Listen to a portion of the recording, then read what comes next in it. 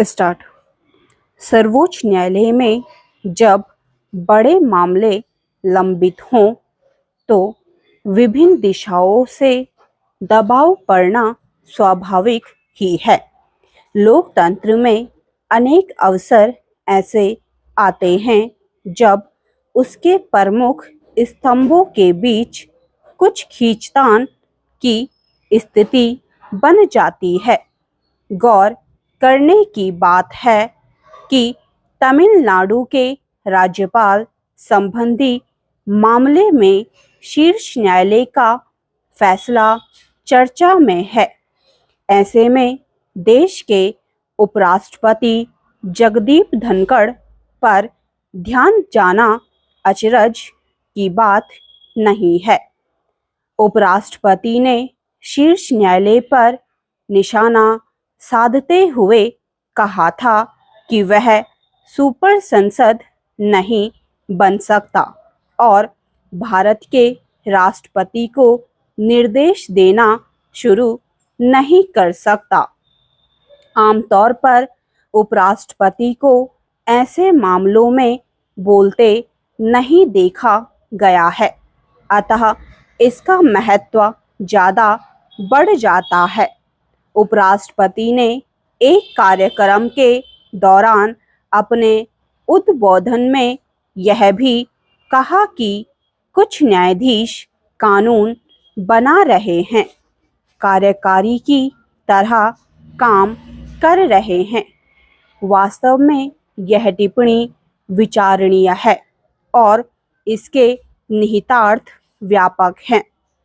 ऐसा लगता है कि ताज़ा शिकायत केवल तमिलनाडु से संबंधित नहीं है, बल्कि वक्फ बोर्ड संबंधी कानून का भी असर होता लगता है।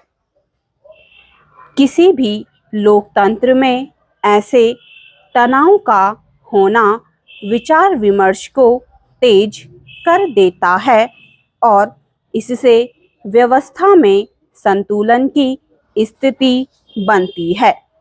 न्यायपालिका और विधायिका के बीच खींचतान का यह कोई पहला अवसर नहीं है। जब विधायिका और कार्यपालिका को न्यायालय के किसी फैसले से तकलीफ होती है, तब ऐसे उद्गार सामने आते हैं। बहरहाल उपराष्ट्रपति के उद्बोधन का जवाब वरिष्ठ वकील कपिल सिब्बल ने दिया है। वैसे यह भी कोई सराहनीय बात नहीं है। सिब्बल को अनेक मामलों में सरकार के खिलाफ पैरोकारी करते देखा जाता है और वह संसद से लेकर सुप्रीम कोर्ट तक अपने अधिकार का उपयोग करते हैं।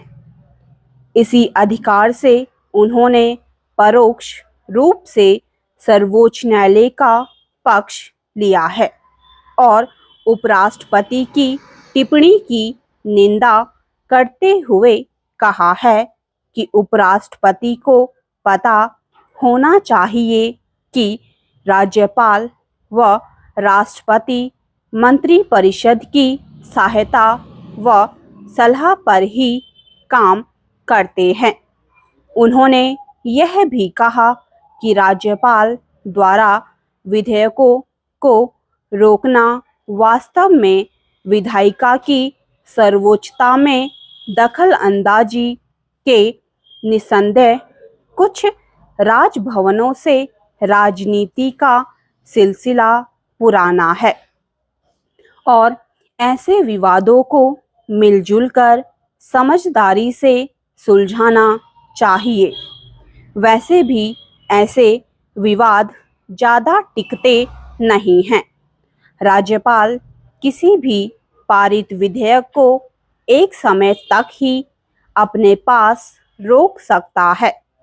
यह बात राज्यपालों को भी पता है कि अगर वह किसी विधेयक को जरूरत से ज़्यादा रोकेंगे तो अप्रिय विवाद से उनकी छवि खराब होगी। जिन जिन राज्यपालों ने राज्य सरकार के कामों में ज़्यादा हस्तक्षेप करने की कोशिश की है वे बदनाम भी बहुत हुए हैं। अतः उस राह पर ना जाना बेहतर है।